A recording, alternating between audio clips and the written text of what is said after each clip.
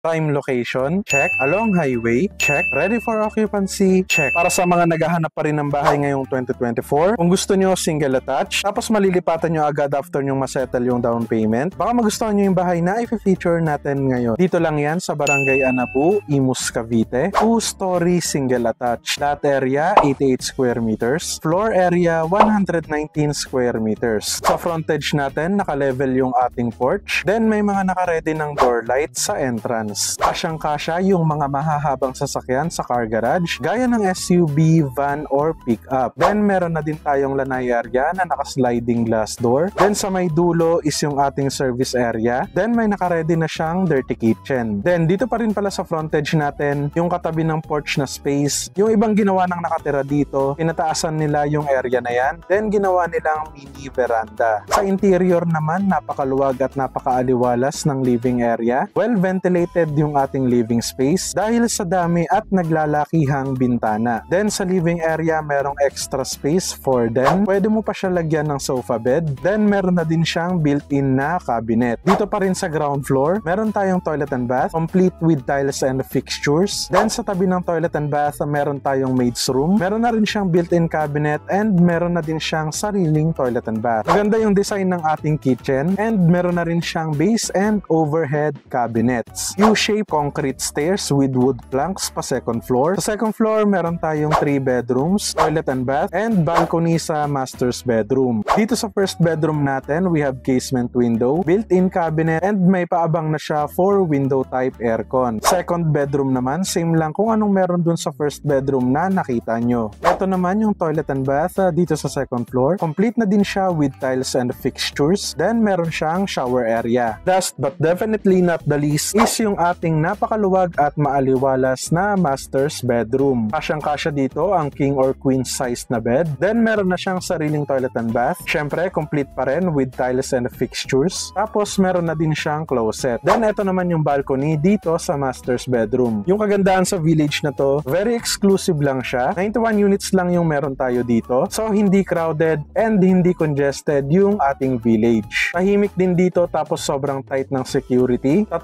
guards yung nagbabantay. You will feel safe talaga pag dito ka tumira kasi yung guards dito, maya't maya sila nagro-roving. Aside from that, yung mismong location ng village is napapalibutan siya ng mga commercial establishments and malls. Meron siyang hospital sa tapat at sa tabi mismo ng village is merong high school. Less than 1 minute drive from gate papuntang Aguinaldo Highway, 1 hour or less drive to Manila. Malapit lang din sa Daanghari Road and malapit na malapit sa soon to rise na SM General Trias. Yung total contract price naman ng isang unit, 7,598,989 pesos. 20% yung down payment. 80% naman is payable through bank financing. Pwede mong i-cash yung down payment na 1,275,489 pesos. Kapag i-cash mo yung down payment, merong 3% na discount. If in case naman na hindi mo kayang mag-spot down payment, don't worry dahil meron kang option na bayaran yung down payment for 18 months. Monthly down payment naman, 97,884 pesos. So hindi na natin isasama yung magiging monthly amortization kasi self-application po tayo kapag ilo-loan natin siya sa bank. So sa bangko mo na malalaman yung estimated monthly amortization mo. For viewing appointment naman, pwede mo akong i-message kung saang social media platform mo man napanood tong video na to. Pwede ka din mag-send ng SMS or tumawag sa phone number na nasa screen. Active din yung phone number na yan sa Viber and WhatsApp. Tingin mo, pasok na ba to sa budget mo? Tara,